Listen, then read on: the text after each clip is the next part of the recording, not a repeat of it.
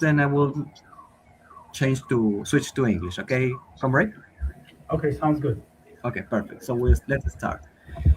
Compañeros, amigos de Colectivo Unidad y del Grupo Obrero de Formación Marxista, nuevamente estamos aquí en otra conversación con el camarada compañero Saed Teymuri. Él es un autor dedicado a la historiografía y la historia del marxismo, específicamente de la Unión Soviética. Muy dedicado también al tema del desmitificar ciertas narrativas que hay sobre la Unión Soviética, ¿no? Vamos a hablar con él. Él se va a explayar un poco en la investigación que está haciendo en cuatro temáticas que hemos definido. Ahora esto lo voy a repetir en inglés. El compañero solamente puede conversar en inglés. We'll make this interview with the comrade Said Teymuri. It's okay, your name, right? Teymuri. Yes, Saed Teymuri. Perfect. He's a Marxist historiograph or historian. His work is focused on the history of the Soviet Union and the Marxists. He also works on national liberation movements, and specifically in the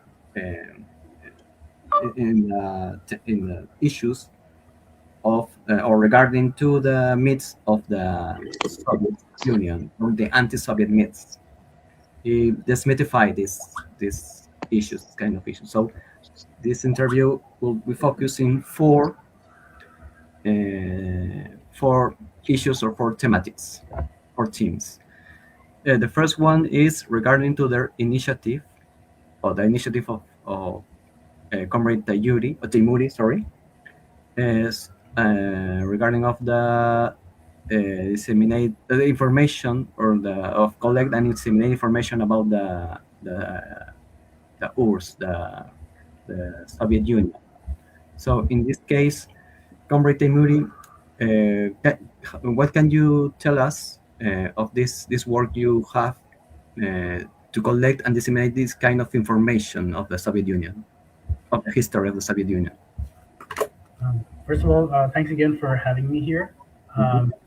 To answer your question, the focus, basically, the methodology of my work heavily focuses on the use of anti-Soviet intelligence sources to debunk anti-Soviet myths. So basically, confessions against self-interest. So using, for example, American and British and German intelligence sources in order to debunk or address anti-Soviet allegations that are made. The range of topics includes matters ranging from military and security, including the Great Purge, all the way to cultural and social issues. And it has plenty about foreign policy and Soviet support for various different national liberation struggles. It looks at the Soviet Union and the peoples as democracies, and it kind of looks at the entire lifespan of the Soviet Union from 1917 to 1991 as the main area of, as the main time period of the focus. Okay. I'm not so familiar with the text that you already publish on the media on the internet. So most of them are how much of this volume of work that you already make are related to this liberation movements around the world. If we count the liberation movement, if we don't count the peoples as democracies as the liberation movement, then it does look at the struggles in Latino America, for example, like the Soviet support for General Sandino, all the way to the struggles in Cuba, for example. And then it also has a close look at the struggles in the Middle East. So for the Soviet support for the Kemalist Turkey, through which many of the other national liberation struggles in the Arab world and Iran were also supported. Mm. And then it also, of course, looks at the Soviet support for bourgeois democratic struggles in China, for example, the movement of Sun Yat-sen. And it looks plentifully at, for example, debunking the various myths that were promoted in the post-war period, especially about like the Soviet Union not supporting communist parties enough, so like not supporting them militarily. So, for example, an allegation is the Soviet Union did not support the Chinese armed struggle, or the Soviet Union did not support Czechoslovak armed struggle. Like these were like various allegations that were like raised by the likes of Dubček. Yes. Right, so it debunks those, and also, for example, it looks at the Greek, what is referred to as the Greek Civil War or the Greek Revolution. The allegation is that like Yugoslavia was the main supporter, and like the Soviet Union kind of abandoned the Greek communists because of like deals with Churchill. It debunks that. It shows that the Soviet Union even sent tanks, not just like small rifles, but also tanks, various different sort of sources of media via the People's Democracy, so via Albania, Bulgaria, and Yugoslavia. And it shows how like Yugoslavia's defection to the pro-NATO camp kind of betrayed that struggle. So those are some areas of it looks at. And you know, a lot, like one of the misconceptions that is kind of widespread is that the People's Democracies were established, you know, just by the Soviet Union entering with those Eastern European or East Asian countries, the Red Army entering them and liberating them from Nazi Germany, but just, you know, immediately like imposing a socialist government. Whereas, I mean, that's a misconception. Whereas the book shows that although the Soviet Red Army's arrival was, of course, like the most important factor, there was also like a vibrant. Comrade, I have a question. Please, stop inform. Can I ask you something? Please, what I can hear is that maybe your microphone is maybe too loud. It's very difficult to hear you. I will ask if you could approximate more to the microphone and try to speak slowly, because most of the people that I'm seeing you are kind of phonic, so it will be more easy to understand you. If you can bring more or nearest distance. Okay. Yes. What about now? Yes, better. It's better. Okay. Yes. Okay. Yeah. Sorry. Like, where do you want me to like start from again? Yes. Yes. Okay. Again, please. Okay. Yeah. Okay. So I'll just like explain the whole thing that I mentioned. So basically, the look it is at, you know, the Soviet support for the revolutionary struggles in various different places in the world, both looking at the bourgeois democratic struggles and also the socialist struggles. And yeah, by the way, like, let me know whenever. Feel free to cut me off whenever you. Okay, no problem.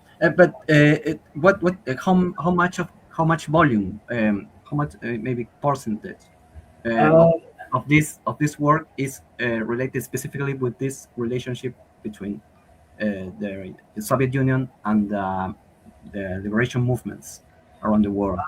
I'm not sure if I'm to give a like rough sort of guesstimate about it, is probably like maybe like 25% of it, that, or like maybe like 30%, because it has like the looking at how like the People's Democracies were established. That's a national liberation struggle, like Revolution for Fascism and the Anti-Fascist Popular Fronts. It also looks at like the bourgeois democratic movements that the Soviet Union supported in various different countries of the world.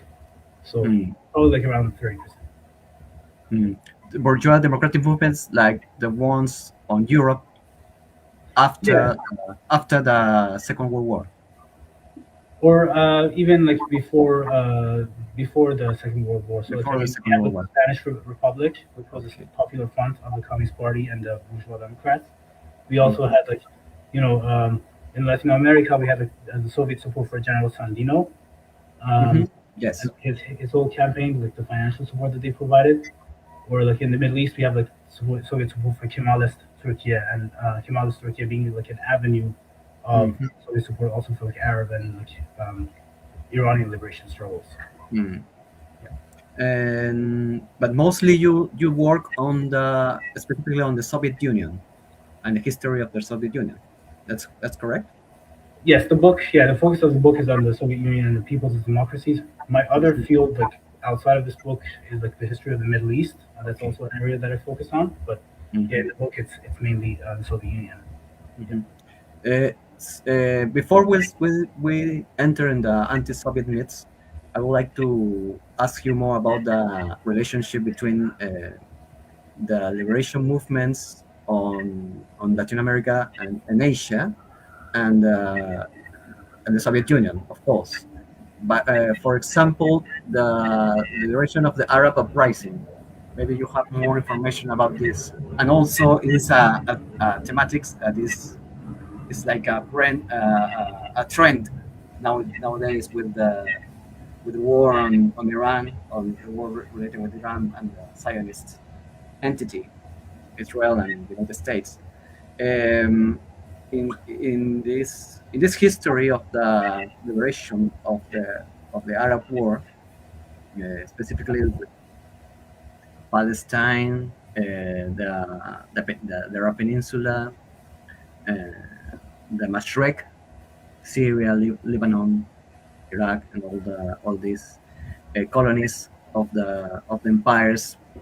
In one moment, the Ottoman Empire, then the British colonist empire, and after that, the influence of the United States. How was the influence of the Soviet Union in this movement, specifically in the movement of the first Arab movement? If I'm not wrong, this was in the decade of the 20s of the 20th century, right? Yes, so since the very beginning, the Soviet Union, probably like as early as 1918, I could say. Yeah, that was when the Soviets were actually actively propagating and like supporting the Arab liberation struggles. So I can give examples. For example, in Egypt, the party that the Soviet Union supported was the Left Party. Left meaning like delegation. Originally, this was a group of liberal Democrats who wanted to win independence from Egypt, from Egypt and Sudan, because at the time Sudan was a country, right? So the Left Party eventually began to receive support from the Comintern and the Soviet Union, material support, like financial support, and it became sort of like the main force for Egyptian liberation during the 1930s. And Jamal Abdel Nasser, for a while, was in another party, but eventually came to join the Left Party in the late 1930s. So this party was being funded by the Soviet Union already as early as 1918, and like they were subjected to like various coup attempts and like British imperial struggles. And another sort of like major one like before World War II was the Soviet support for Kemalist Turkey. Like Turkey like was the Soviet avenue for like spreading propaganda in Arab countries such as like Syria, like inciting an uprising against the colonial powers. Yes. And then by the end of after like World War II, as early as 1946, the Soviet Union began providing military support for the governments of Lebanon and Syria.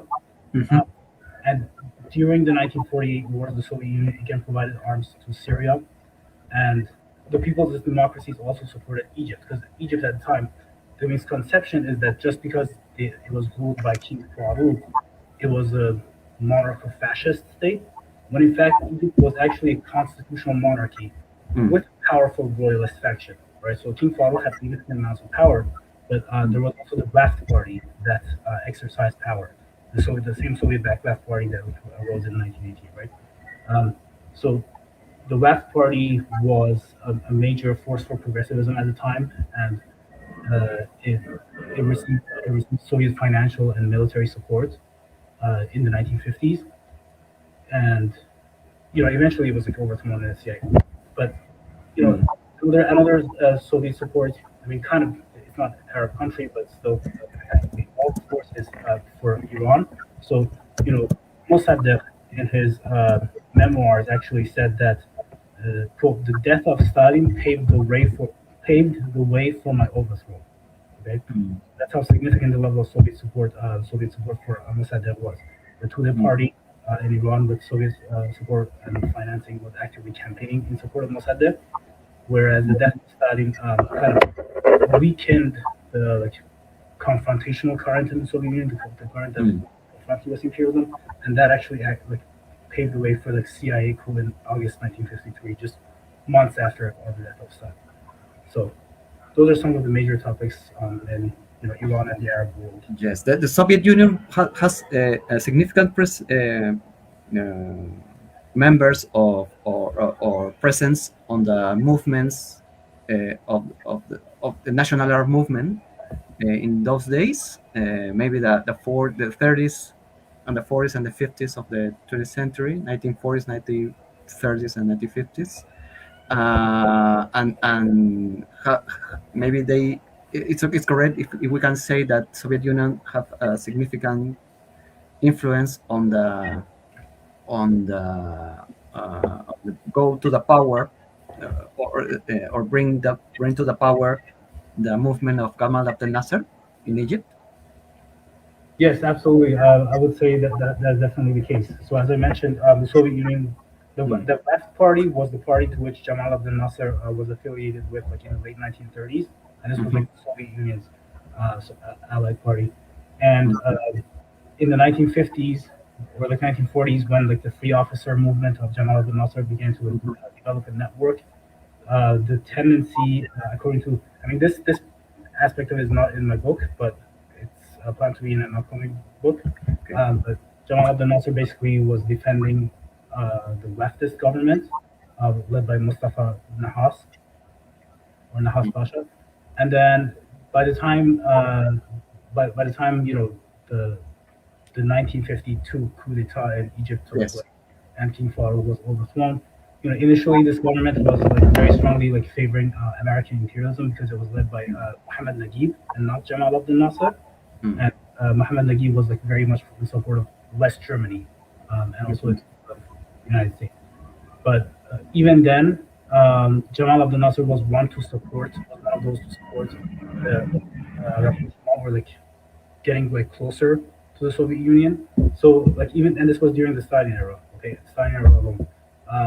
During the 1950s, there was of course later in the 1950s there was also more power to the Nasser's faction and increased ties to the Soviet Union in certain phases. So yeah, definitely to answer your question, definitely the Soviet Union had it. And how much influence have the imperialist, United States and Great Britain on the government of King Farouk in Egypt before the coup d'etat of the 52? Yeah, so this one actually kind of had different phases, and it had various ups and downs. So in certain phases, as I mentioned, Egypt had been a real constitutional monarchy with some democratic freedoms, and this allowed the left party to rise to power and increase ties to the Soviet Union. And this is why the imperialists were so keen on defeating Egypt during the 1948 war and thereafter. But eventually, in certain other phases, King Farouk was able to assassinate his the prime minister, or eliminate, stage a coup d'état against his prime minister. And so this actually happened sometime in early 1952. I can't remember the exact month, but King Farouk basically overthrew the leftist and installed a puppet. And after this democracy was overthrown, Gamal Abdel Nasser began to plan a coup d'état against King Farouk. So of course, the period of the dictatorship was the period of King Farouk's dictatorship was the period of maximum level of influence of American and British imperialist powers over Egypt. Obviously, this information was all known by the Soviet Union, right? Obviously. Yes. Yeah. And in the case of the nationalization of the oil production in Iran, in the case of Iran, Soviet Union also have influence on the movement. In relation with the Tudeh party. That's correct, right? Yes. Yeah. Exactly. What can you tell us about the Tudeh party on those days? Yeah. So the Tudeh party, basically, it was founded as a popular front party. So it was, in a lot of the Eastern European parties, system of the Popular Front involved the merger of the communist parties with some of like the progressive or like strongly socialist leaning parties, but not officially communist, right? And this was also the model that was pursued in Iran. The Tudeh party was not officially a communist organization and actually denied being a communist organization. But it was very obvious that it's essentially a popular front that is firmly dominated by a communist core, a communist faction that like firmly dominated with all the major aspects of it. So, it kind of formed like various different tactical alliances with different bourgeois democratic forces in order to reduce British influence, especially in Iran, focusing on the British because the British had like the most direct influence over Iran, and trying to provoke a conflict between like the British and the Americans in Iran to such an extent that it is possible. The Soviet Union provided support for the Tudeh party via various front companies that operated or front organizations. Some of the like industrial um, industrial effort, industrial companies, state-owned companies of the Soviet Union did operate in Iran, and they were the source of financing and supply of arms, even if I remember correctly, supply of arms to the party, so that it has a powerful apparatus and can gain leverage. And the Soviet Union also like, supported the armed struggle of sovereigntist insurgents in Azerbaijan and Kurdistan in Iran, the ones that were led by Jafar Peshawari in Azerbaijan and Qazi Muhammad in Kurdistan. And these forces, Stalin was very against the concept of separation of these Azerbaijan and Kurdistan from Iran. He wanted to support these like sovereigntist movements. I didn't hear very well the name of the Kurdish leader. This is in the Turkey Kurdistan, right? No, in Iran. The Soviet Union was Iraq. supporting the Okay. Kurdish movement. His name was Qazi Muhammad. Mohammed what? Qazi Muhammad. Qasim Muhammad. Okay. Yeah. So the other leader was Jafar Peshawari, and like Soviet Union provided like arms and training and various different like equipment for these forces to surge, so that like they could weaken the British-backed central government of Iran, and weakening it actually allowed the Soviet Union to create gaps within the regime and allow the Tudeh party to penetrate the higher ranks of the regime and eventually like have the Tudeh party members become like members of the cabinet, right? And so there was like ups and downs and backs and forth and like, conflicts over there. And eventually like the Soviet project kind of failed tactically, but it did have like certain gains and it did like actually improve the conditions of living in those areas. Okay. So that's Iran. Conrad Taro has asked me to also talk about the ones in Asia. So if you would like to, I can get to that as well. In the East Asia. Yes. But before we go with that, just to finish this, what was the lecture of the Soviet Union on those days of national struggles in the Middle East and all Asia in relation with the Zionist movement? What can you tell us about that? Okay, yeah, sure. So this is a very interesting question. Basically, the Soviet Union, on the one hand, as I mentioned, it provided military support for the Arab armies.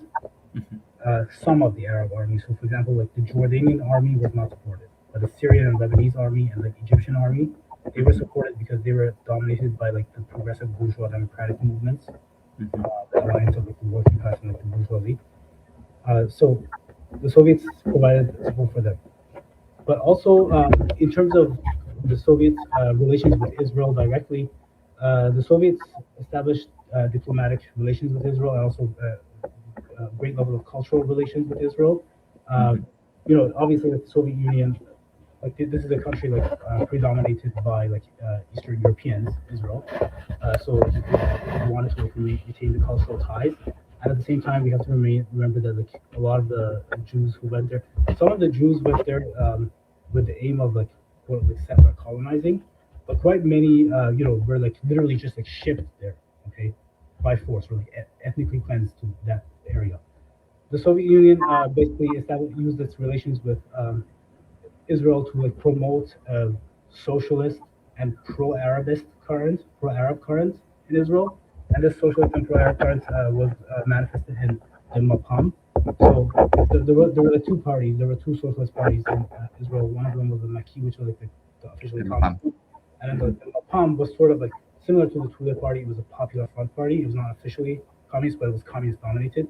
And the Mapam like launched military operations against the Itzel or the Irgun, which was led by Menachem Begin.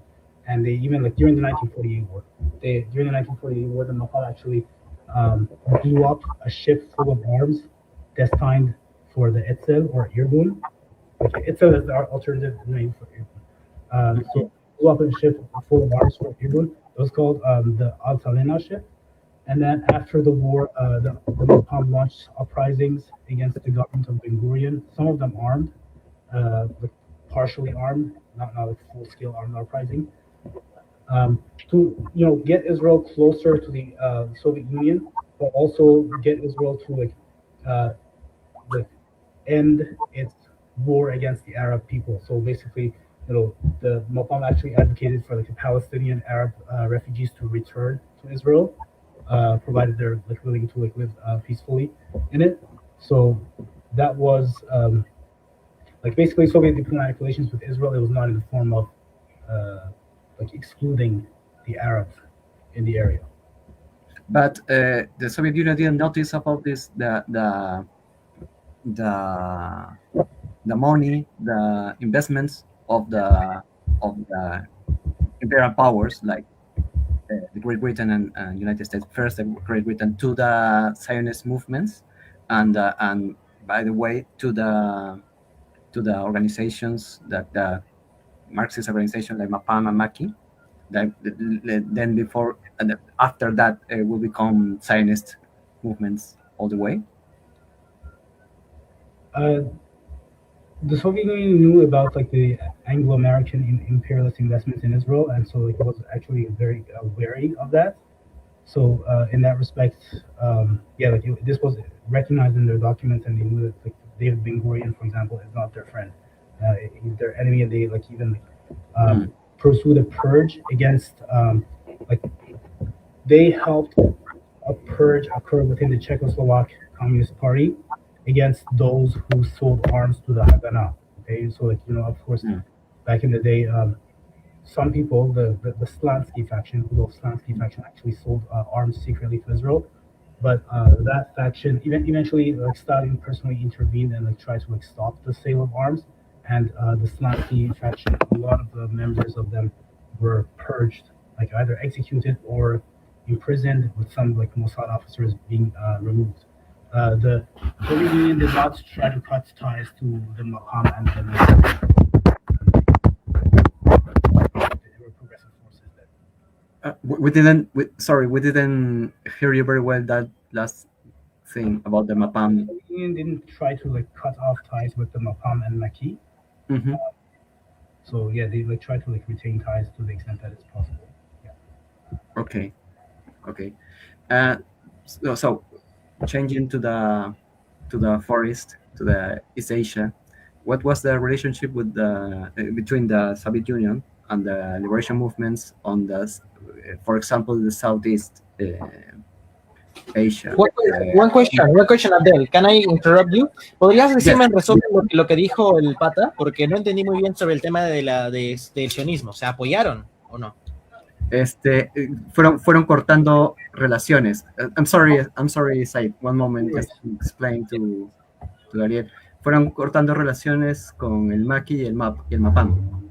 Una vez que quitaron el financiamiento de Occidente. Ya, ok. Entonces financiaron primeramente porque pensaron que era lucha de liberación nacional y después de ahí se dieron cuenta de que había dinero. Sí. Ajá, ok, perfecto. Y también apoyaron muy bien. Ya, sigue. Okay. So let's continue with the East Asia.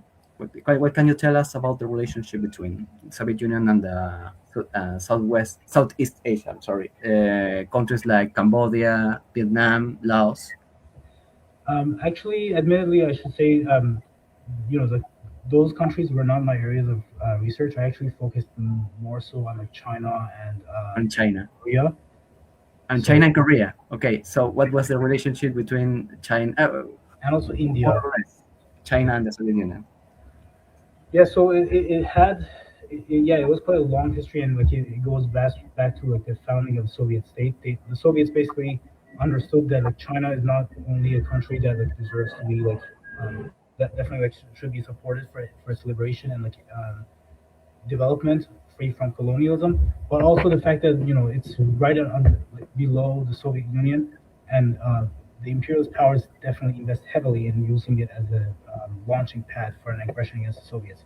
So it was a very big part of the Soviet campaign, and since the days of Lenin and Stalin, there was like support for Dr. Sun Yat-sen in China, and under the umbrella of the movement, like the Kuomintang founded by Sun Yat-sen, the Communist Party began to grow, and eventually, like, Chiang Kai-shek or the Jiang Jieshi faction, they were able to like launch a coup d'état and take over and cause conflicts with the communists.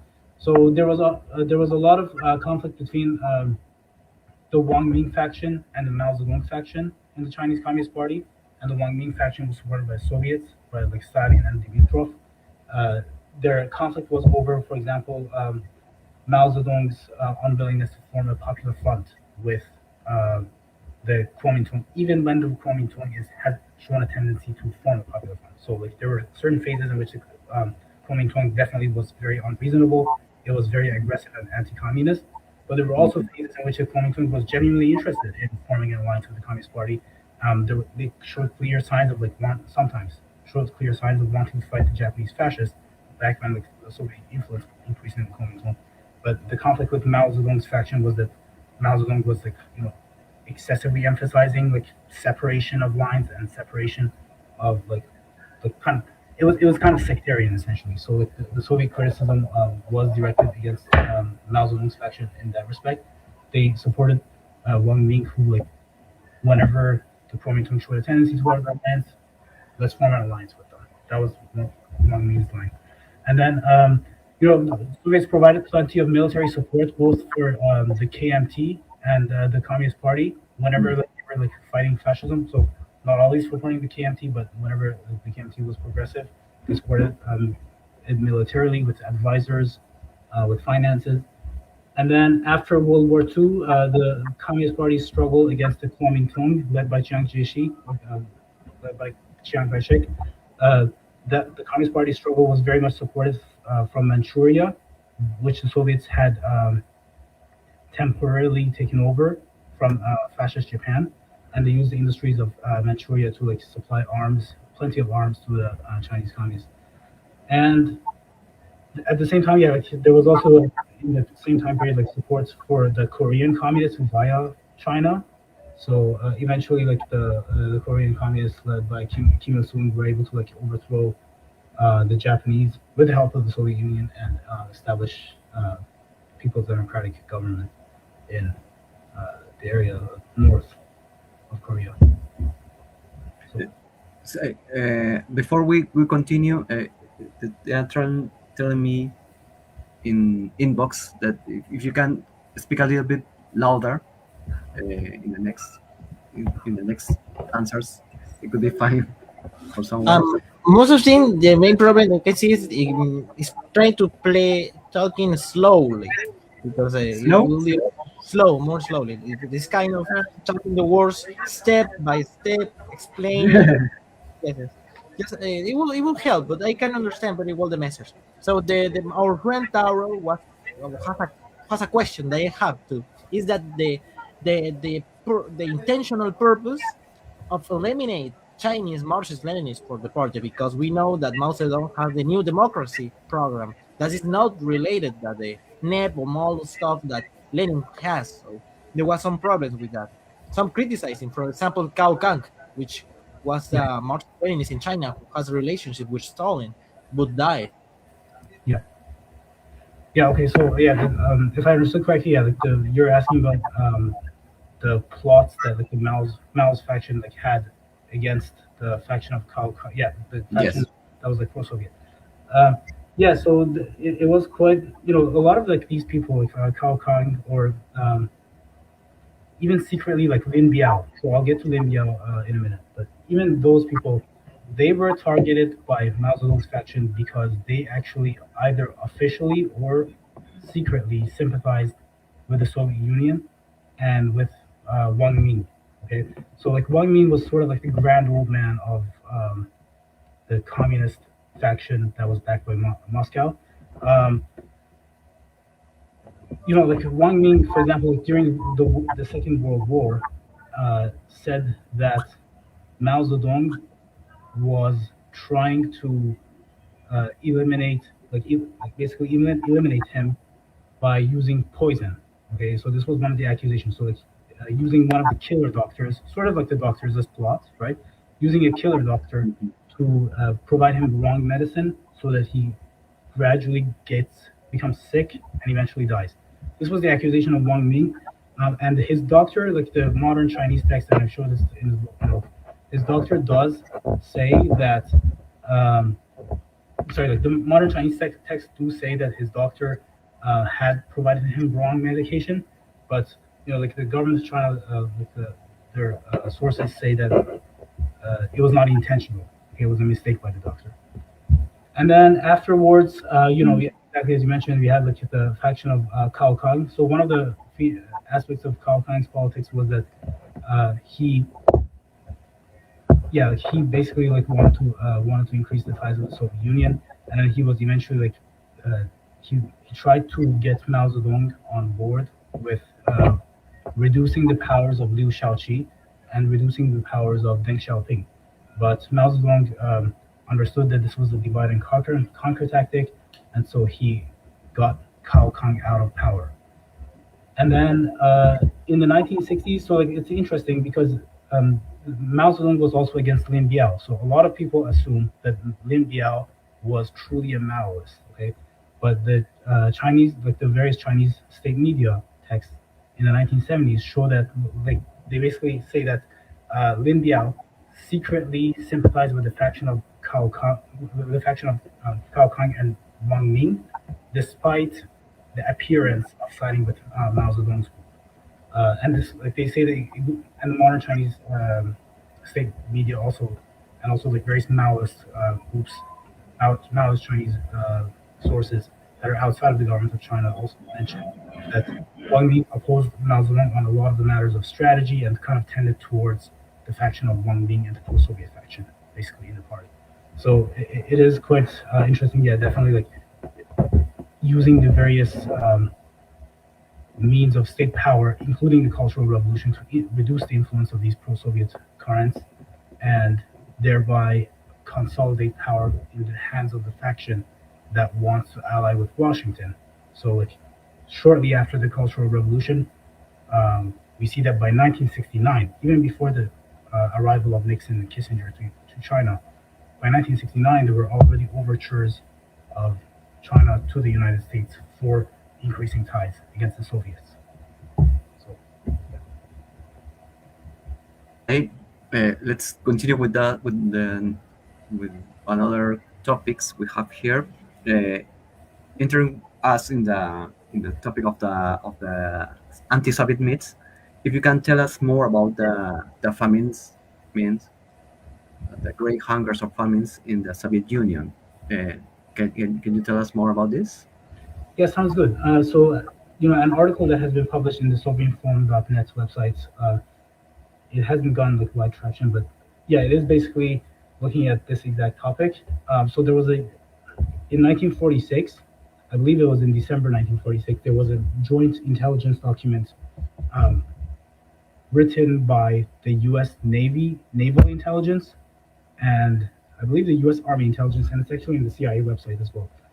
And that document stated that the Soviet Union intended to end the problem of the famine, through collectivization. But Kulak sabotage prevented it, okay?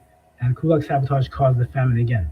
However, the Soviet Union mobilizes forces to reduce the Kulak influence, minimize the Kulak influence, and increase the collectivization rate so that there will no longer be a famine. And so like, only during World War II, as a result of the war, was there any famine. That's the content of the intelligence document that I mentioned, U.S. Army Intelligence, 1946.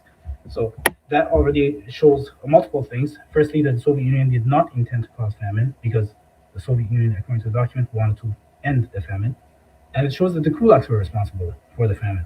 Okay, and it shows that collectivization ended the famine. So it's a significant source that I use for debunking that lie. And then, there was also like some calculations based on the population statistics provided by the U.S. intelligence, basically like CIA archives. I used those to look at the demographic changes in the Soviet Union and calculated. I don't recall the exact number, but I think like my calculation was that, like as a result of the famines in Ukraine and Kazakhstan, there was 1 million or like 1.4 million, I believe, reduction in population. Unfortunately, very sad. So, one question, I need to stop. I need to ask Salik. Said, ¿cómo va? ¿Qué has estado diciendo últimamente? Disculpa, es que tuve que hacer unas cosas. One moment, comrade. I will Yes. explain something to comrade. Sobre las hambrunas en la Unión Soviética, y el compañero, el camarada Said, estaba hablando específicamente de la del 46. Claro, donde el famoso Holodomor. Holodomor. No, yo creo que este es el Soviet Famine del 46. El Holodomor fue el del 30. Ok. Yeah. ¿Y qué dijo de Mao? ¿De Mao qué dijo? Lo de Mao, que intentaron envenenar, ¿no? Envenenar. They tried to poison them. Sí. El tema de la poison. Yeah. Entonces, sí. Comrade Said, you have some more information about the Holodomor's famine, that one that was in 1933?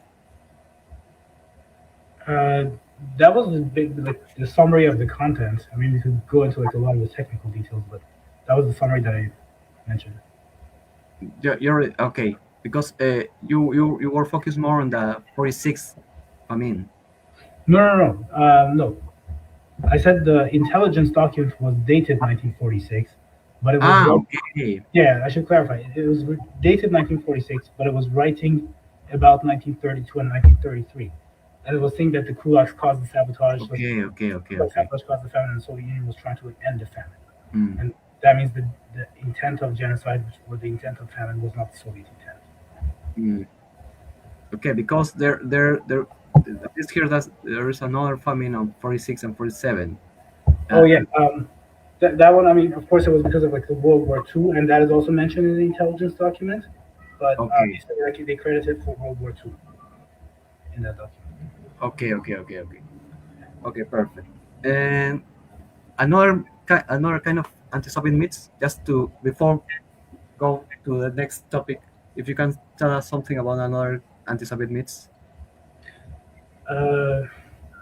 Okay, I guess I will mention like the corrective labor camps or the Gulag system. The corrective labor camps, like the CIA documents that I look at, and also with the U.S. State Department files, they show that the prisoners in the corrective labor camps were paid, and that the samples show that like the overwhelming majority were like as high as like 90% were common criminals. So say nothing about political criminals. They were common criminals, and the fact that like they get paid, of course, means that they're not slaves, right? So it debunks one of the myths, and it shows basically implies that the Soviet corrective labor camp system was like socialist, state-imposed, capitalist punishment. It was payment, like they were paid, but it was sort of like forced labor. So like it was capitalism imposed as a punishment on them, like instead of slavery per se. So. And there of course there wasn't slavery in the. No, there wasn't slavery. So like they were paid. That's the point. So they were paid. So it couldn't be like slavery. And this view from the West related with the gulags, that's wrong, right? Because the gulags, they were not prisoners in a slavery condition also. Yeah, exactly. They were not, and like the conditions in the camps improved over time. So like sometimes because there was like a lot of there was not a lot of resources in the Soviet Union. The camps didn't get a lot of resources either, but there was the Soviet Union like began to prosper. They got to get more of resources to the camps, so that like the campers, like the prisoners, could also have some basic welfare. And yeah, they received the financing. They received compensation for their work at both paid wages, but still at wages. And they were also able to like have like cultural sessions. So like for example, theater in the camp. So, yeah.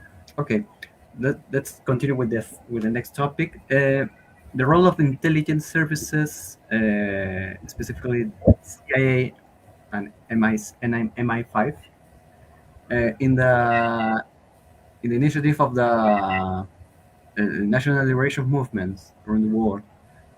It's correct to say that they were meant to destroy these initiatives. Yes, absolutely. What can you tell us about this history in the 20th century? Okay, sure. So, the first chapter of my book actually kind of deals with like the grand theoretical aspects and like dialectics and historical materialism, and I think it's relevant to this question as well. So, like the tactics and strategies that like, the imperialist powers use vis-a-vis just about every liberation movement really is to promote on the one hand an extremist current that is like too dogmatic, sort of like Trotskyism, right? And equivalent Trotskyism, and at the same time promote a current that is liberal and capitulationist, right? Wanting to capitulate to imperial powers. And that is like basically equivalent to Bukharinism, right? The Bukharin current. And yeah, like we see this kind of in every movement. And the focus that I have for this kind of like applications of like these concepts is actually for the Soviet Union. That book that I published, Soviet Union and the People's Democracy. The book that I published, it doesn't look a lot very closely at this phenomenon of imperialist infiltration in like the anti-colonial liberation movements in the Middle East or East Asia or Latin America. That the question of like imperialist infiltration in the Middle East is more so the question that I have in this upcoming book that I have been working on. But yeah, so like to give examples, like the biggest sources of imperialist infiltration in Eastern Europe, like the Soviet Union and the People's Democracies and the Communist parties, of course, was Trotskyite extremism, right? Too much so-called communism, excessively, and then Bukharinism, which was like capitulationist and liberal. And then in the 1940s and 1950s, another current developed that like kind of mixed Trotskyism and Bukharinism. It was Titoism, right? So the purges of the late 1940s and early 1950s, they like almost all of them like called their opponents Titoists. Okay, they didn't so much use the word like Trotskyite or Bukharian. So like the purge of Tricol Kostov, or like the purge of Laszlo Reich in Hungary, or like Rudolf Slansky in Czechoslovakia. The target was Titoist, and yeah, the Titoists basically sometimes use like Trotskyite tactics of left sectarianism, like dividing movements by being too far to the left, or right opportunist tactics of just capitulating to imperialism for like petty reasons, really, excessive. Who were the people that use these opportunistic tactics? Exactly. Yeah, sure. So, for example, in Romania, you had Patrasceanu. I think that's how his name is pronounced. And he was one of the leaders of the Titoist movement, and he was later labeled as such.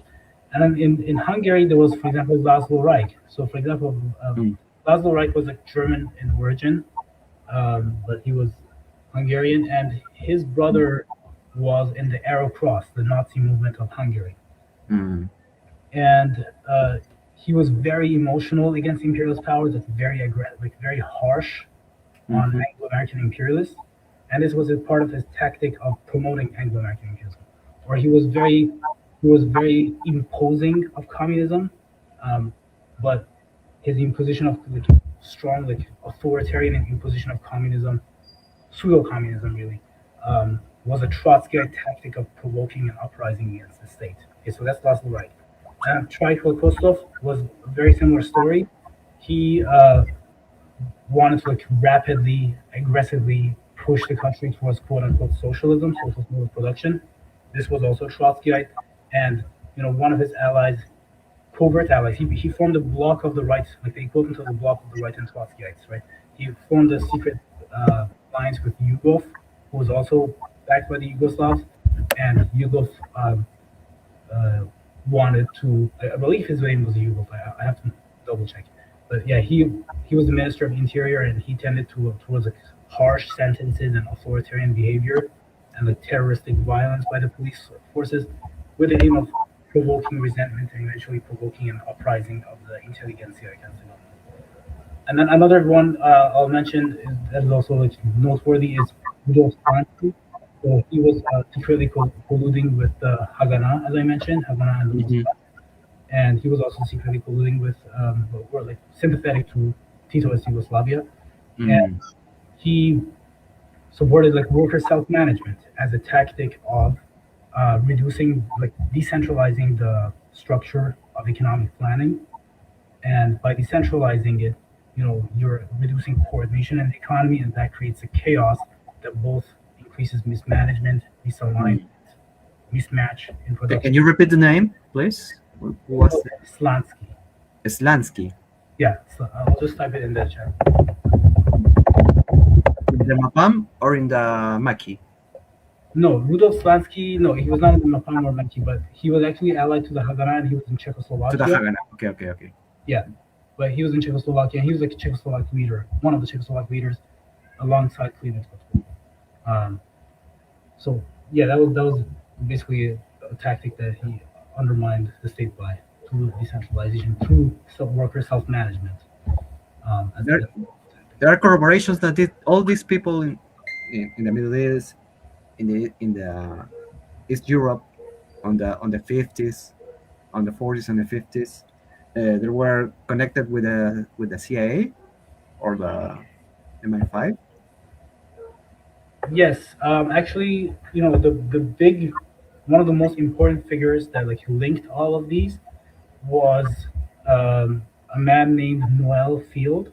He was an OSS officer. So, but before the CIA was founded, we had of course the Office of Strategic Services, OSS, which was the predecessor to the CIA, and it was led by Alan Dulles as like the deputy commander. And Alan Dulles later, of course, became the CIA chief. And so one of his agents was a man named Noel Field. Let's type it in the chat. The interesting thing about him is that the imperialist powers began to spread the propaganda that this guy was actually a communist infiltrator in the CIA networks, when in fact he was actually a CIA infiltrator in the communist networks. And he gathered intelligence and linked up with these various quote-unquote Titoist politicians, and try to facilitate contacts essentially and kind of empower their forces. And he was released during the Khrushchev era, during I think it was the era of Imre Nagy in Hungary. So yeah, this was one of their main figures. But a lot of them, I should say, he had a lot of connections to Titoist Yugoslavia actually. A lot of his agents were penetrated into Hungary and other places via Yugoslavia. By Yugoslavia. And Tito was a knowledge of this? Tito, suffice it to say that Tito tried to invite American and British military presence in Yugoslavia by getting receiving their military support, which is of course conditional. I mean, you can't receive U.S. military funding without committing something in that kind of context, right? So, and he wanted to have Yugoslavia become an ally of Greece, in the midst of Greece being allied with NATO. Okay, so all of these kinds it was called the Balkan Pact. The Balkan Pact was a pact that Yugoslavia was establishing with Greece and Turkey and a few other countries, I believe, maybe Italy, I don't know. In the 1950s, for integrating Yugoslavia implicitly in the camp of NATO. And yeah, so that was one of their main sources. And also, of course, the connection with the American intelligence. It began in 1943. So this is important because some people say that alliance with the American imperialists in 1943 is anti-fascist. The problem with this view is that by early 1943, January 1943, the Soviet Union has largely defeated the Nazi army in Stalingrad and has begun to advance against the Nazis, and the Nazis are in the retreat. So what do the American imperialists think? They think that they should form an alliance with Nazi Germany to fight against the Soviet Union. So if they, by January 1943, the American and British imperialists decided to shift their allegiance and alliance onto a secret partnership with Nazi Germany and fascist Japan. Okay, and so I think it does become sort of problematic that since 1943 Tito begins to link up, as soon as 1943 hits, Tito begins to link up with American imperialists. Yeah. By the way, there was a massacre. There were a massacre of communists in Greece and also on Turkey on those days. Correct? Yes. Yeah. Exactly. And this ties back to made by the Allied or maybe not some more or less secretly made by the forces of the Allies of the United States and Great Britain. Correct? Yeah, by the late 1940s, definitely the British and the American imperialists were busy engaging in mass slaughter against the Greek communists. Mm-hmm. And the fact that Yugoslavia was closing the door, quote unquote doors, or closing the border and dismantling the camps of the Greek communists, that definitely led to the defeat of the Greek communists. And yeah, this is a major factor that doesn't get much attention. And you see the you know something else about the slaughter but made with the Turkey communists. I haven't looked very deeply into that aspect. Because I was once or twice heard about this slaughter made with the communists. There's more unknown because we know more about the slaughter made with the made to the communists on Greece, but not on Turkey. Right. Yes, Turkey is another country that nowadays is part of the NATO. So. Yeah. Before the maybe the connection of the modern government of Turkey with NATO, there was forces of communists there. I mean, right, yeah. Unfortunately, I don't know a lot about this struggle. I would love to know about it, to research in the future, but so I can't comment much on it. But yes. Definitely, it's something to look into, for sure. Okay, let's continue with the next topic.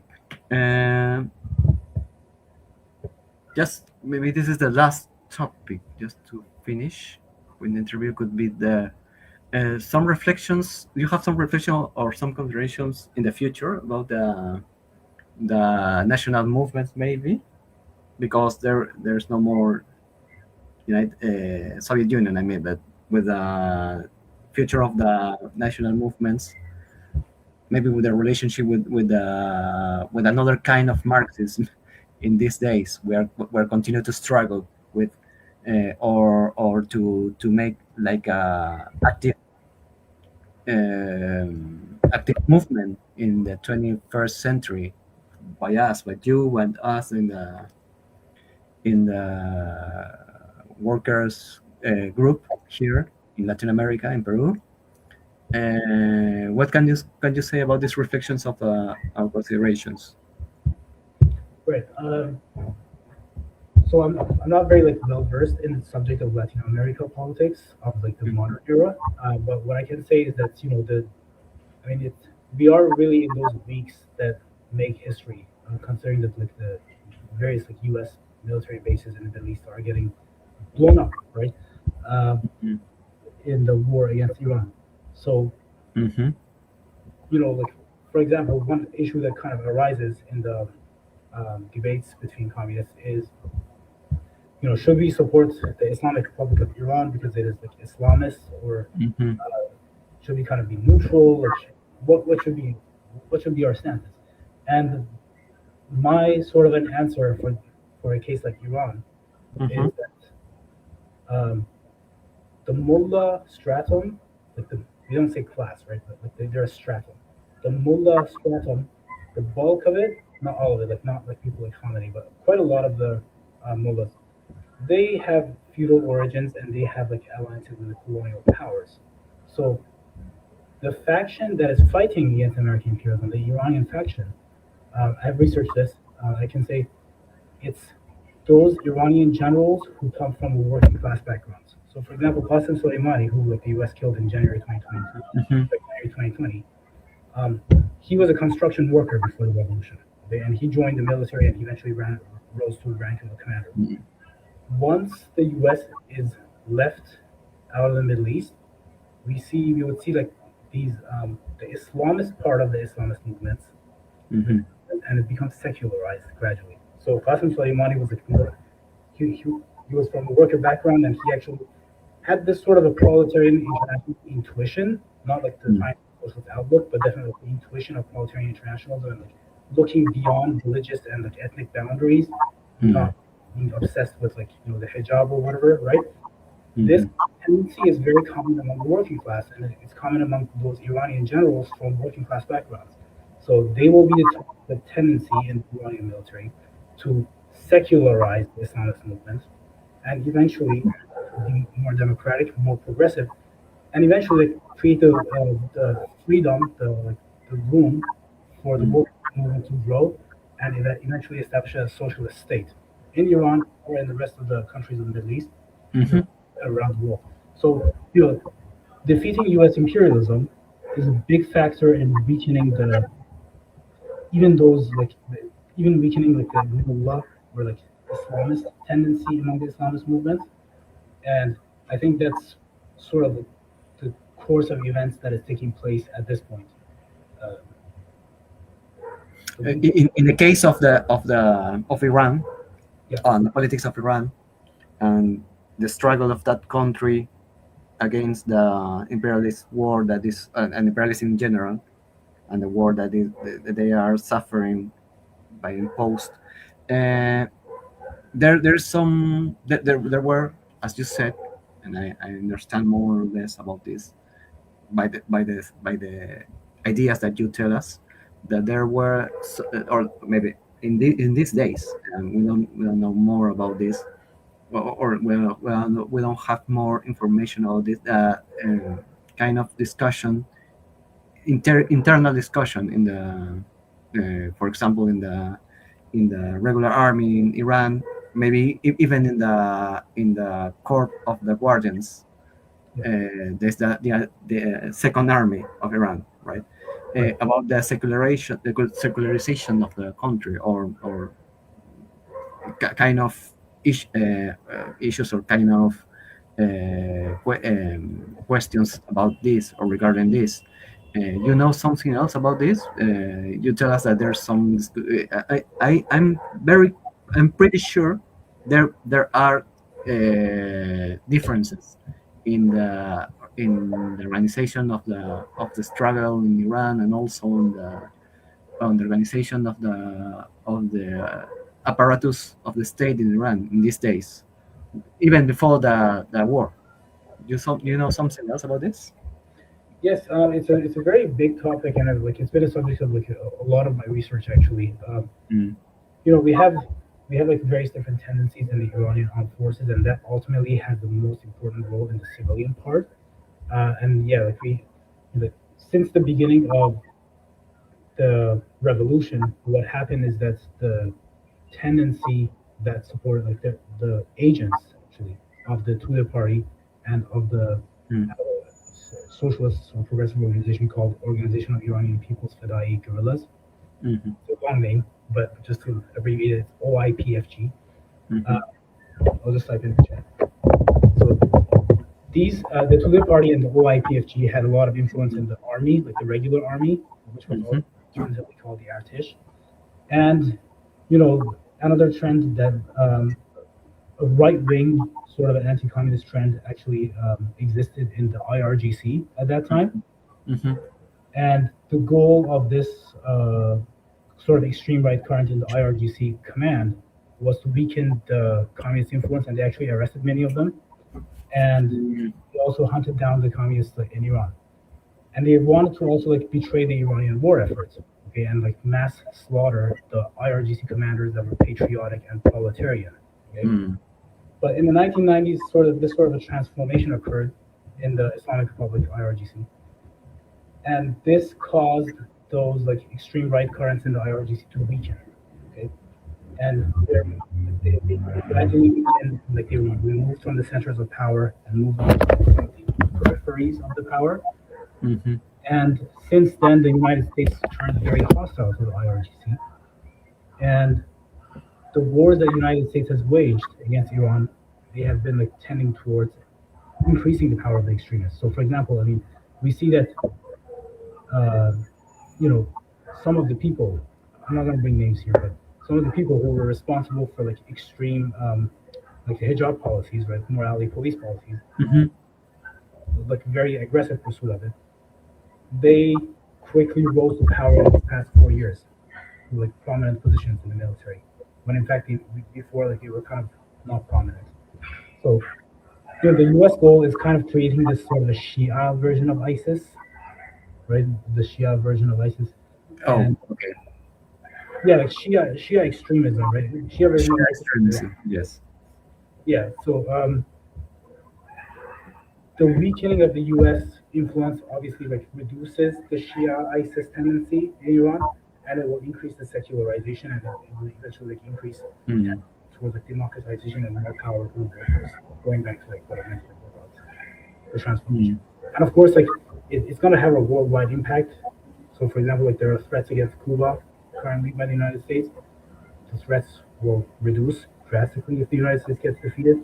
And in the various different countries of Latin America, there will be less of anti-worker repression, I predict, with the election. Yes. There always be a delicate issue or opportunistic kind of tool for the imperialist powers to gain on the tendencies of extremists to make more or less beneficial or well to their own agenda, the agenda of the imperialists, right? To always focus on the extremist elements of the enemy, of the rival for them, to get interaction with them, to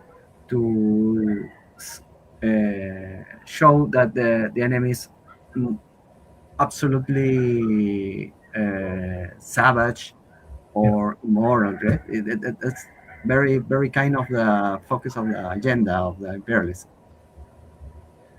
Yes, yeah, exactly. As you mentioned, it's kind of a debate for imperialists, kind of discussion. I would say, should they go the kind of questions that the imperialists would ask themselves is, should we have direct ties to this terrorist organization, because direct ties kind of facilitates contact and facilitates support, U.S. support and U.S. funding, or should we just have this terrorist organization, this extremist organization, pretend to be against us, so that they will be more appealing to the average person who has anti-colonial mindset, right?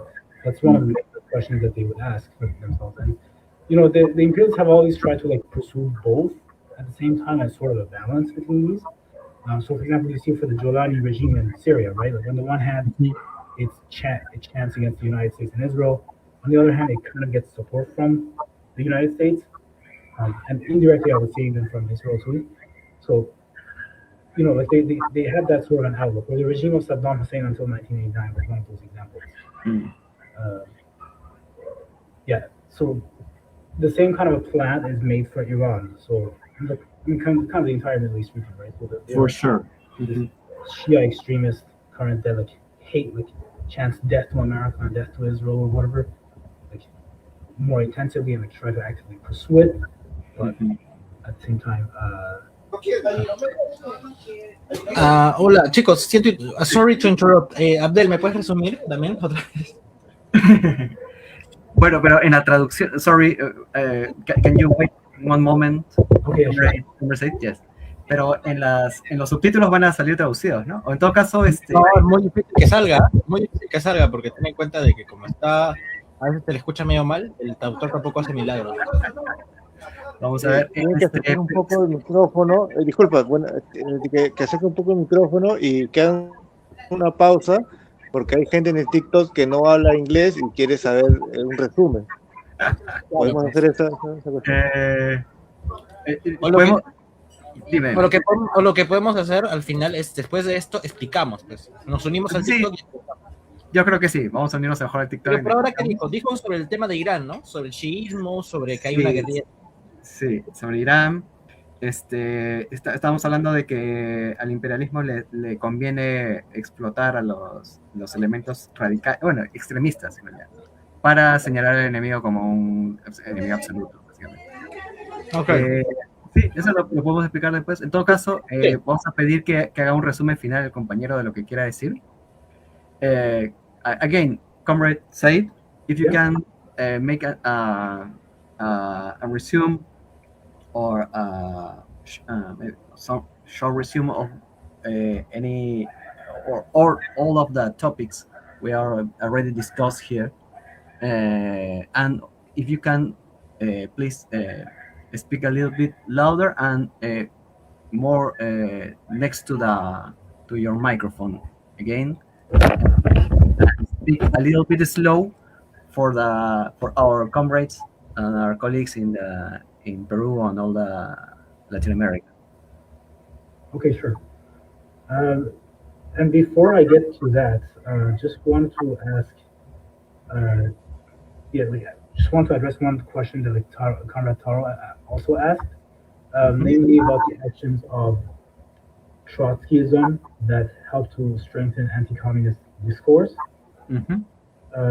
So Trotskyism, the core aspect of the strategy of it is that it demagogically portrays itself as more communist than communism, and in that way protects itself. But at the same time, it systematically works to erode the power of the communist movement through this extremism, this more communist than communist kind of a discourse. So they go really far in imposing the socialist mode of production, and that ends up provoking an uprising against the socialist mode of production. They go really aggressive in poking the communist symbols to the eyes, and that kind of provokes mass resentment towards communism and promotes an anti-communist discourse. They also engage in various different kinds of adventurism. They attack at a timely time, at an inopportune time, or they attack sort of in a sort of even a barbaric way. So, like, you know, Trotsky was very much a supporter of brutality in warfare and brutality in treatment of the average citizen. So all of these are supposed to provoke anti-communist discourse. So yeah, hopefully that answered the question.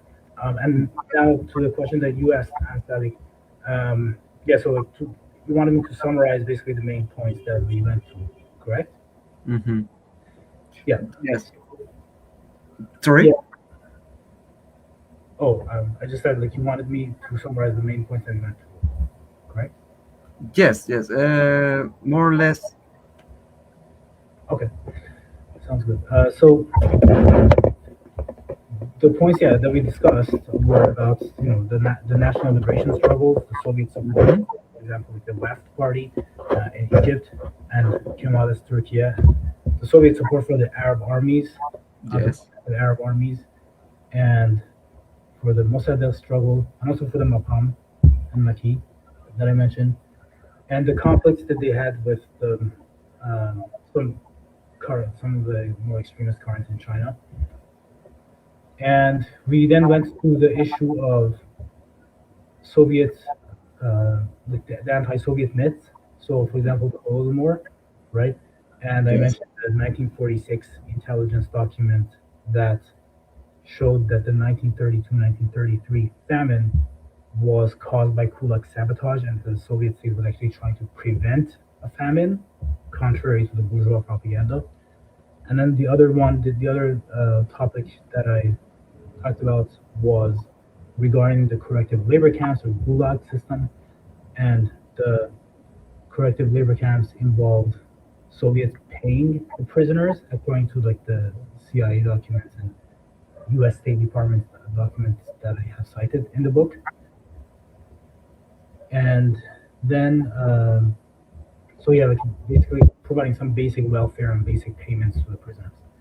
And then the other topic that we went to was, I believe, sort of like the way forward. Am I correct? Like the way, Mhm. yeah. So yeah, the communist movement definitely like the reduction of U.S. imperialist power in one of the most strategically important parts of the world, the Middle East, um, will reduce the influence of the fascist forces, including the countries that are fighting the United States. So it will reduce extremism, Islamist extremism in the Islamic Republic of Iran, and it Mhm. will reduce uh, that current to the point of increasing the secularization and democratization throughout the Middle East, okay, and eventually throughout the world, in my opinion.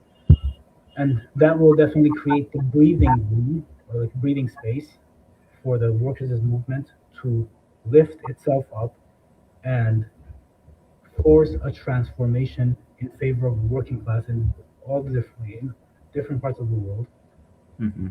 and bring a socialist transition in that respect. And Mhm. of course, a future with like economic development and Okay. Okay, Conrad. Sounds very well. That resume.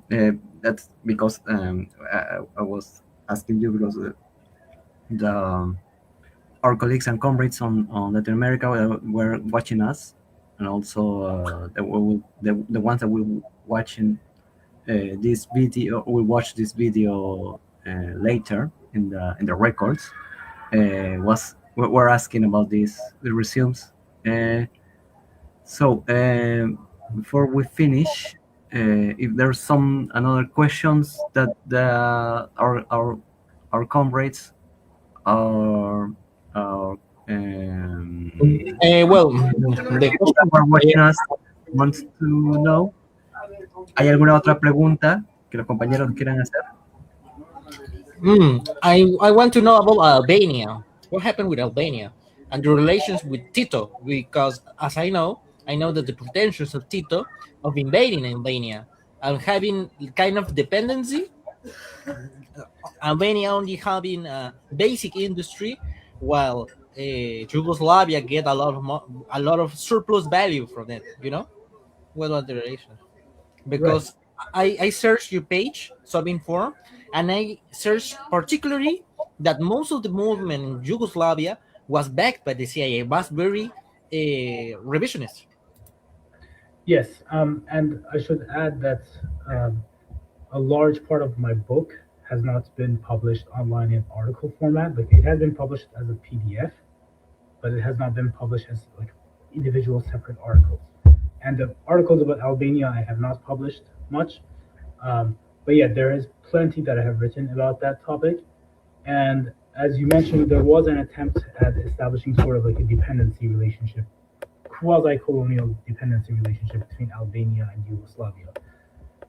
So, the conflict goes back to as early as uh, mid, uh, like middle of Second World War, when Tito's group began to claim that they are actually the real leaders of the Albanian Communist Party.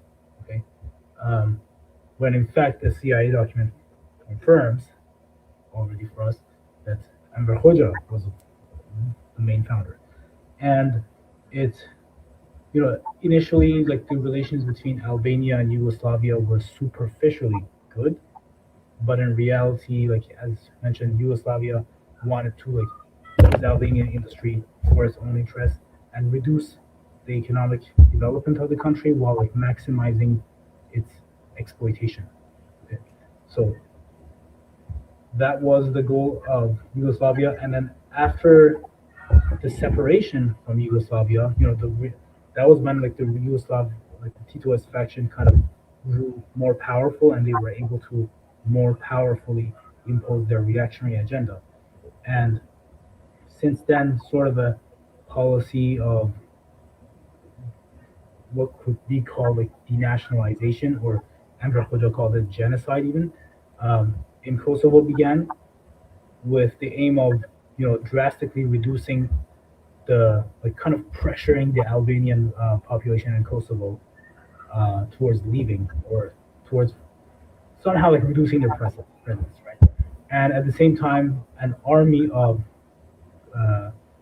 Kosovar Albanian reactionaries was being developed in their tens of thousands for penetrating Albania and committing sabotage and destabilizing the country, right? So this was like 50,000 Albanian troops were developed by the Yugoslav regime with the aim of toppling the government of Albania. And this was like 1949 to 1953 kind of a period that we're talking about. And of course, the policies of the Khrushchev era kind of, pushed Albania towards establishing quote unquote diplomatic relations with Yugoslavia, something that Emre Hoxha was trying, and his faction were trying to prevent. But that allowed, that was a temporary setback. But eventually, like, Albania was able to resurge against the Yugoslav regime and resist the tendency towards like the devouring of Albania. So that was, I guess, like the core of it. But there was plenty of subversion against Albania, and even as early as 1949, there was like the famous Kotitoze case. It's a funny name, but of course, I'm sure you've heard of it. Kotitoze case. The Minister of Interior was a corrupt official back with the Yugoslavs, and he was trying to like sort of stage a coup d'etat against the socialist faction and force Albania to cut its ties with the Soviet Union and bolster eventually merge with Yugoslavia. So, Okay. Chochi Cox, I heard about that. I heard that he was killed, right? He was dismantled. yes, he was executed. Yeah. Yes. So the next question is of my friend Taro Mako, that I have to, because something that I say is that usually... Go ahead. Yeah, something that we see usually is that in the communist agenda, some people say about the conflict between Palestine and Israel that we don't need to support Hamas because it's a kind of Palestinian bourgeoisie. What we need to do is support the Israeli proletarian and the Palestinian proletarian, that they can collaborate. This sounds very weird, because it's kind of saying that the Poland proletarian of the World War II and the German proletarian of World War II needs to alliance between their own bourgeoisies, right? This common politics is usually associated with the the left communist communist agenda, which was pursued by Amadeo Bordiga, usually. And what I want to know is why. What happened with that? How this criticism applies in Palestine, and how this will end with anti-communist propaganda? How could... Yeah, so this is an interesting question, and it goes back to one of the central questions of the conflict. There will be 2 points I will mention. So first of all, the Hamas is factional itself, right? The Hamas in Gaza was primarily composed of so basically, because Gaza is very densely populated, that has created a high supply of labor, which kind of makes the labor cheaper, and it kind of proletarianizes the population, or semi-proletarianizes. Okay, and this has forced even some of the most reactionary parties, even the Fatah, or even ISIS for that matter, the ISIS branch of Fatah, the ISIS branch of the Gaza branch of ISIS, my bad. The Gaza branch of ISIS and the Gaza branch of Fatah even, to become less reactionary. Okay, so that's the influence of the proletariat in the area. And of course, the the instrument that the proletariats use in Gaza, it is primarily through the Hamas in Gaza at this point. Of course, like Hamas is like bourgeois. There's no question about that. But it is significant. The bourgeois movements are not like exclusively made up of the bourgeoisie, right? In their rank and file, in their membership. They are also made of the proletarians. Every bourgeois movement has been touched. Even though like the bourgeoisie like dominate the movement, it gains a significant level of proletarian influence inside of it, right?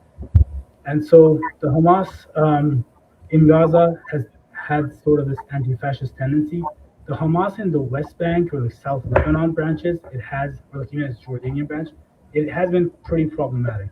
It has, I'm not going to get into a lot of the details, but it has had quite many problems, and it's a source of why there's a tendency to like view it as extremist. So, for example, the Hamas in some of the other branches outside of Gaza, those ones were the ones who like were behind like the 1988 charter or behind the strategy of suicide bombings against cafes or restaurants, and those ones were supported by the CIA.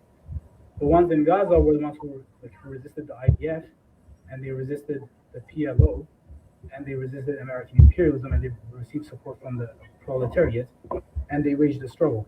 So, kind of equivalent to the struggle in Iran, the defeat of U.S. imperialism through its Israeli proxies will weaken the extremist current in the Hamas, and it will force a secularization even and a moderation of the Hamas's behavior internally. Okay, so not only will it like expel imperialists, it will also cause secularization inside of the Hamas itself, because we see that the proletarian wing, like the parts of the Hamas that are more under the influence of the proletarian tendency, they show a proletarian internationalist intuition, not the proletarian internationalist discourse, but the intuition.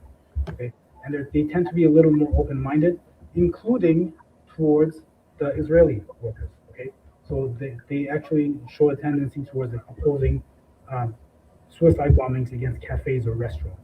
Okay, that's the whereas like the tendency that's like arising from the merchants outside of Gaza, and those merchants have some influence on the Hamas. Those are that's the tendency that calls for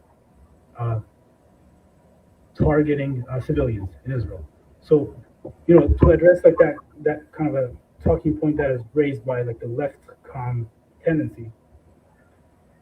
Sure, like we have like proletarian international solidarity across ethnic groups, but you have to also at the same time recognize the other side of the story, namely that there is a proletarian current in the Hamas, just as there's like a reaction current in the Hamas. And the American imperialists are working towards undermining the proletarian current in the Hamas. And this will, and the victory of this proletarian current in the Hamas against the American imperialists will also give them more power towards reducing the mercantile bourgeois current and the feudal current in the Hamas, and thereby make it like more moderate in discourse. Okay. Yes, more moderate. I was, if you can let me tell some more details about this. This side actions, suicide attacks of Hamas on the West Bank was mostly or specifically those committed on the Second Intifada, correct? Yes, exactly.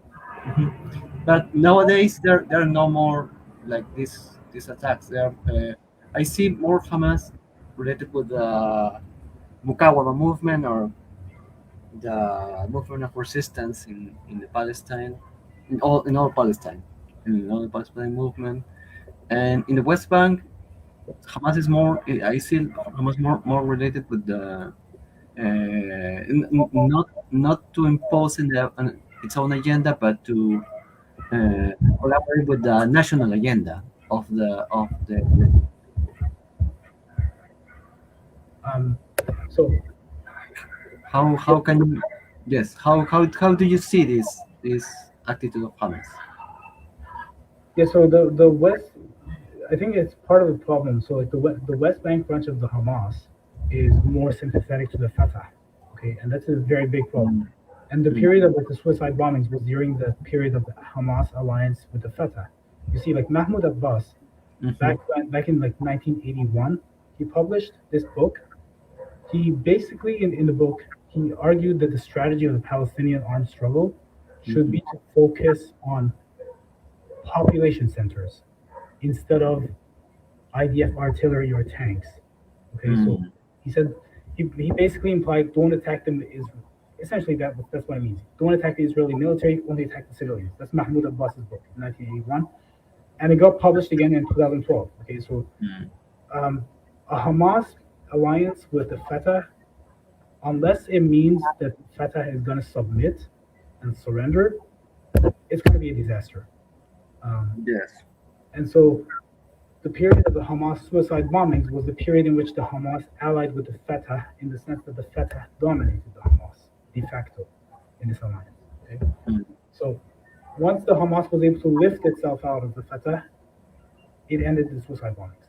Okay? And it ended like the extremism, drastically reduced the extremism, right? And forced a sort of moderation in its path.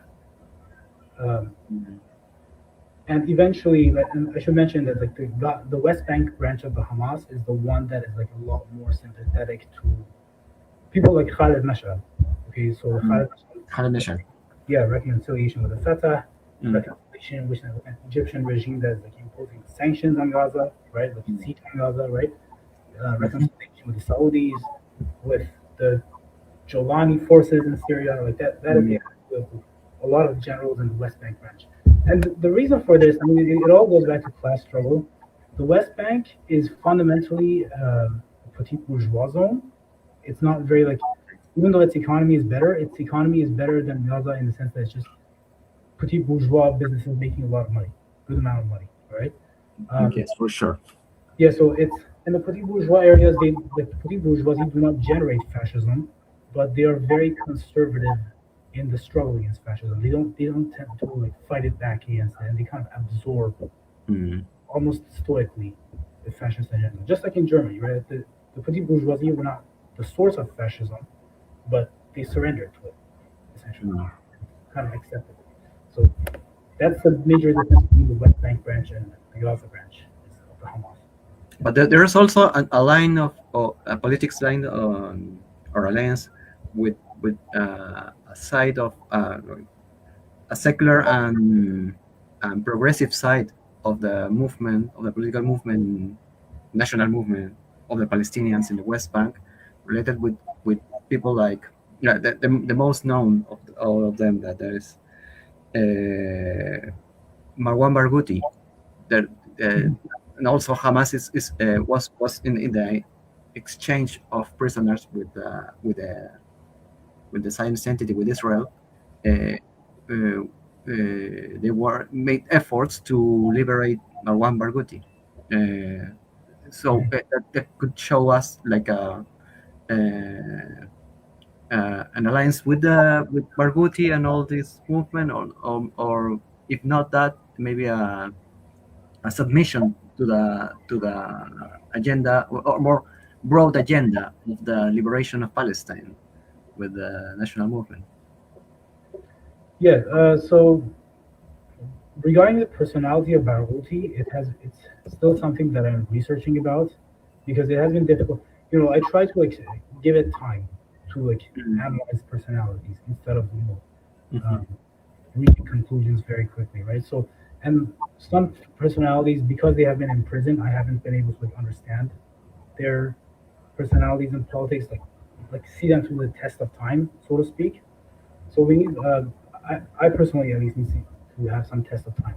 But yes, I definitely like the line that Marwan Barghouti had, which was that, you know, there should not be like all these like suicide bombings, right? Like right? No.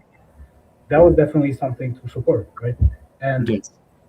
so I think that even though like sometimes the geography of the Hamas officials who like support this kind of alliance is in the West Bank, the source of the support goes to the Gaza branch. Okay?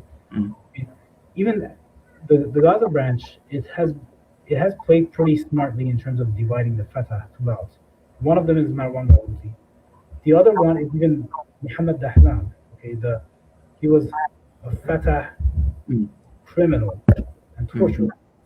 But you see, as I mentioned, even the Gaza branch of ISIS, the Gaza branch of Fatah, the Gaza branch of anything, is usually more progressive, like less reactionary than the other branches. And the reason is that the proletariat have a lot of pressure on the reactionary organizations, and they force them to cooperate with the progressive forces. Okay, so even with Mohammed Dahlan, the Hamas has been making deals to reduce the influence of Mahmoud Abbas, and yeah, definitely with Marwan Barghouti, yeah, they definitely try to pursue that. So.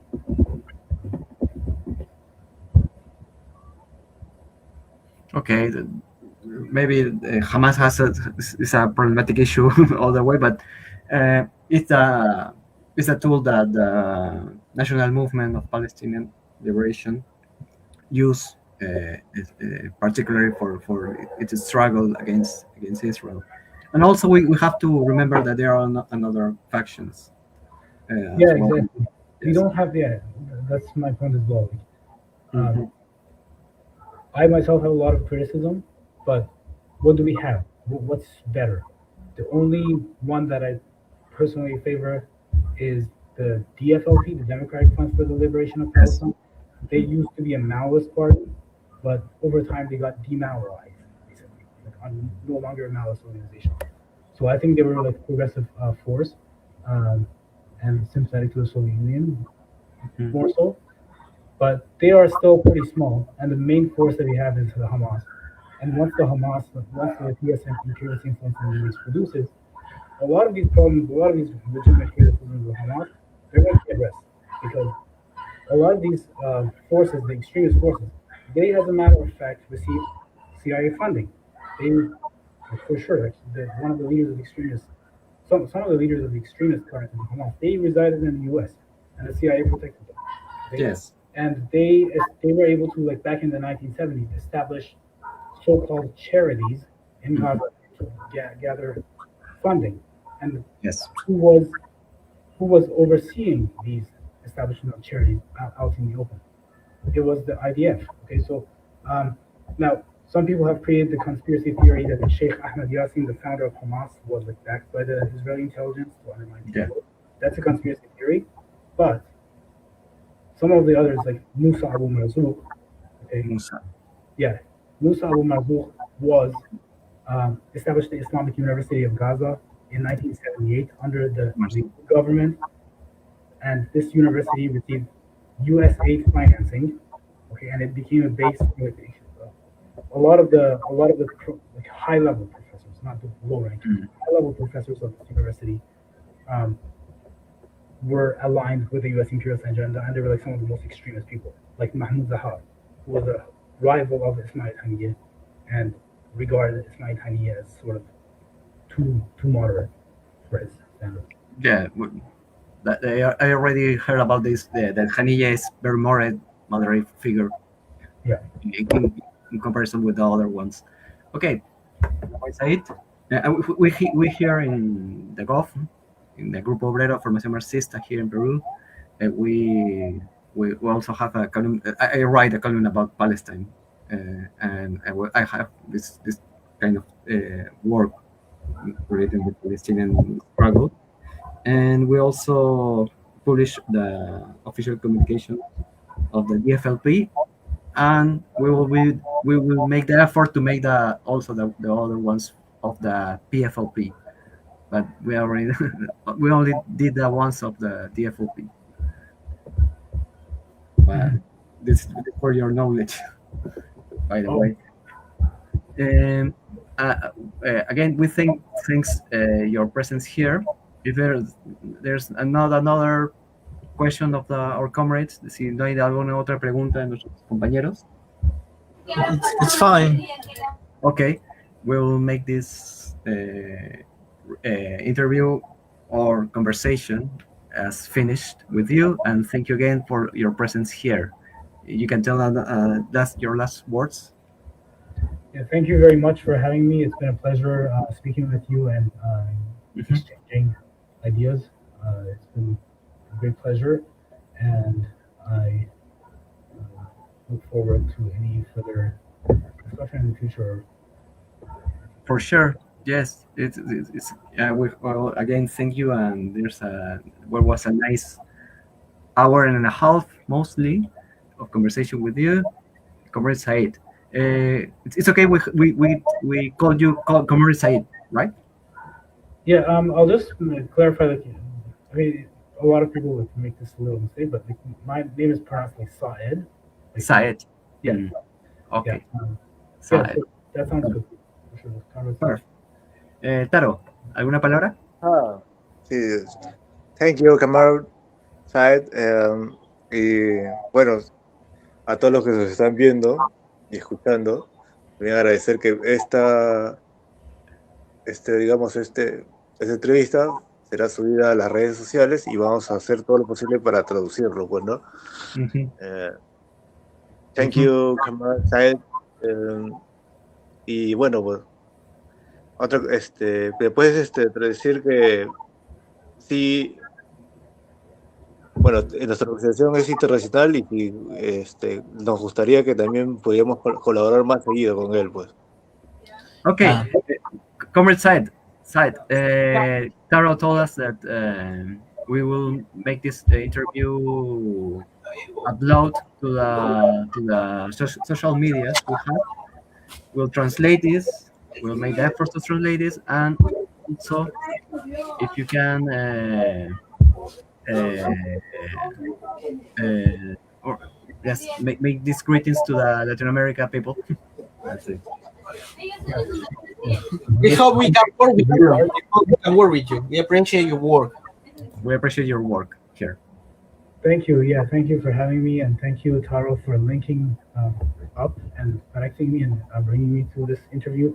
And thank you, Salik, for your great questions. And I'd like to send my greetings to the audience as well, and to the comrades of Latin America. And I hope wish great success to all the comrades. And yeah, thank you. Thanks. And also I prefer to mention this is Salik, also like the side. Yeah, Salik, right? Perfect. Thank you again, Yeah. Comrade Said, and finish this conversation. If you want, you can stay a little bit more here to continue with another conversation. Goodbye, all our comrades there in